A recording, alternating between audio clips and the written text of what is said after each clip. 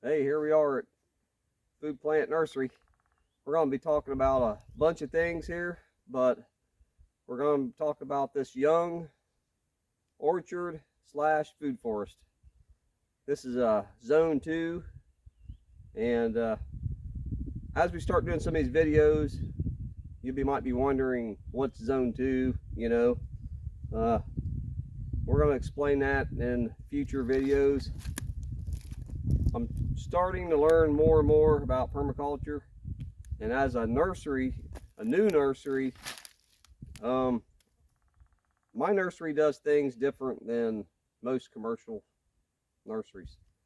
I'm small, basically a backyard nursery. I'm planting in this area. I'll be planting fruit trees and maybe some nitrogen fixing trees. This area is fairly small, and I'm gonna pack it. Pack it with fruit trees,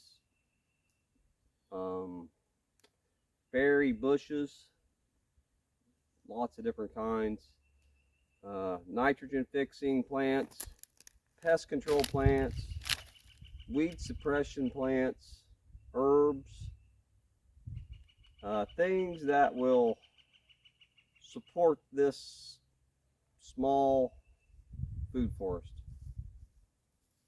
I've already started it, and I wanted some kind of before pictures, and that's kind of what this video is about. I'll show you what I've started over the last. I planted trees about a year ago, and some of them are 2 years old. And I had some predator problems in here, so I've continued to fix that issue. What's a predator, right? My biggest predator, well, might have been my chickens.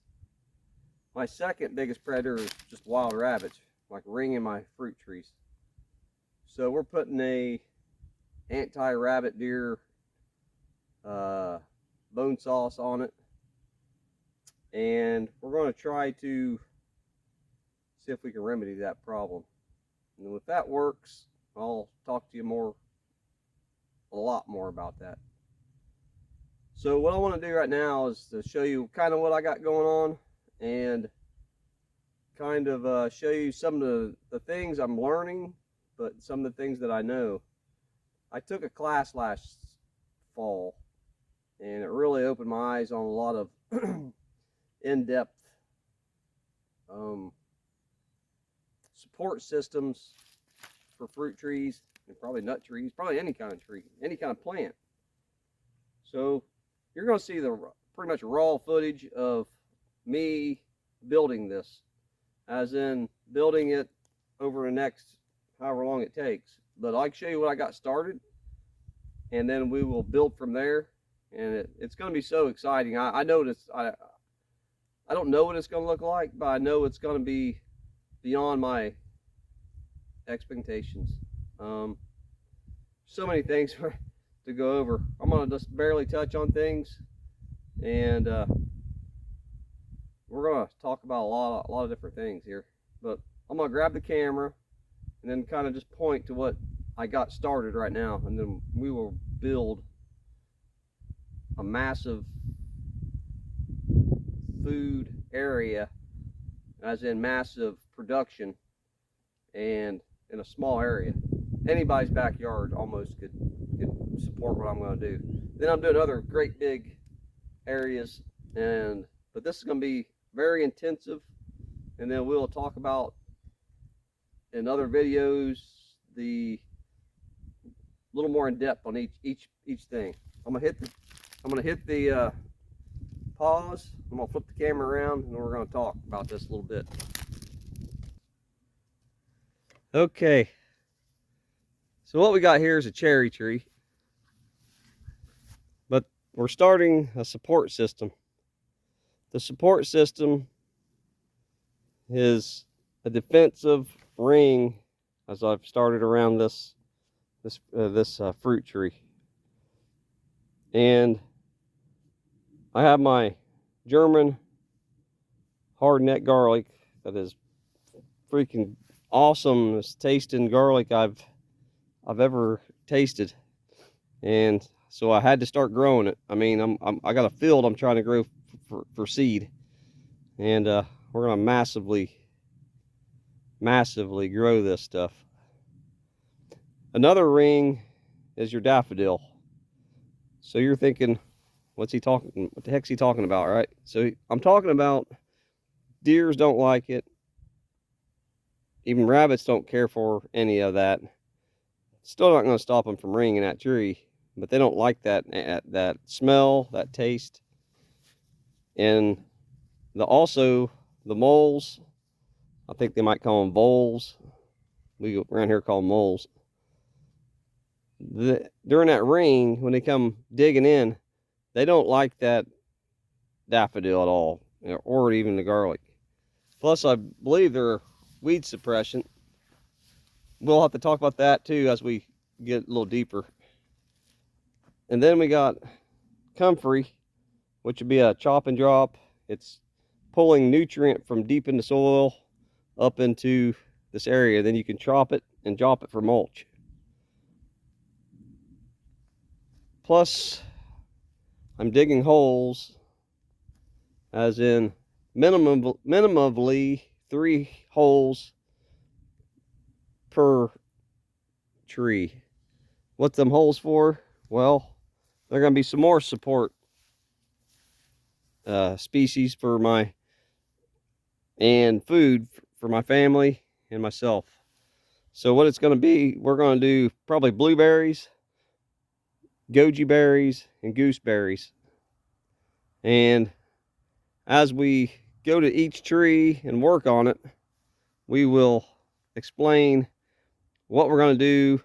As in, like blueberries, they're like in a different pH in their soil, but I'm probably going to mulch it with pine needles and wood chips, of course, and we're going to do coffee ground a little bit in the soil. I hear a lot of smart people, and I'm not trying to second guess them, but a lot of smart people are not doing a whole lot to their trees, as in with the soil. I know I don't have any worse soil than anybody else. I get it. My clay is awful. So I am going to put a dab of compost mix with the soil I dug out with the clay, and especially for the blueberries, and coffee grounds. That's going to help this pH. So we're going to work on that, and we'll be testing the pH. We're going to go in depth each plant on what we need to do to support it, to help support this tree. So wood chips, cardboard, wood chips, and then I got another tree. I got pre-dug holes here, and there will be a probably a pear tree or a apple tree here. Same goes here with this whole support system around it. You're seeing some rabbit manure. We're doing the same thing with this little plum tree, and then we have a bigger cherry tree there. As we pan around, I have different trees. As you can see, the daffodils and such, and we're going to do each one with those support guilds around the trees. So you're seeing this ugly ditch with wood chips, eggshells, scrap, tree branches, big heavy, that's ragweed stalks, bones. I don't know if I said it or not, but wood ashes. And when the wood ashes have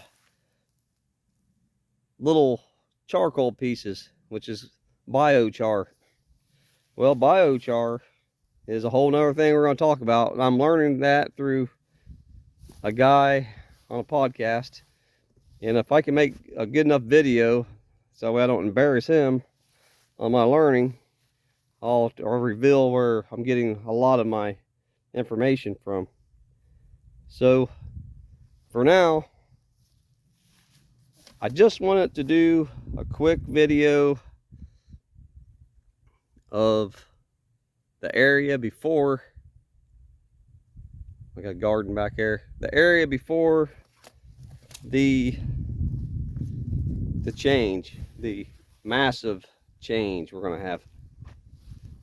So, oh yeah, and there too I also have, so I'm a goat farmer, little kid, 50 plus goats a year.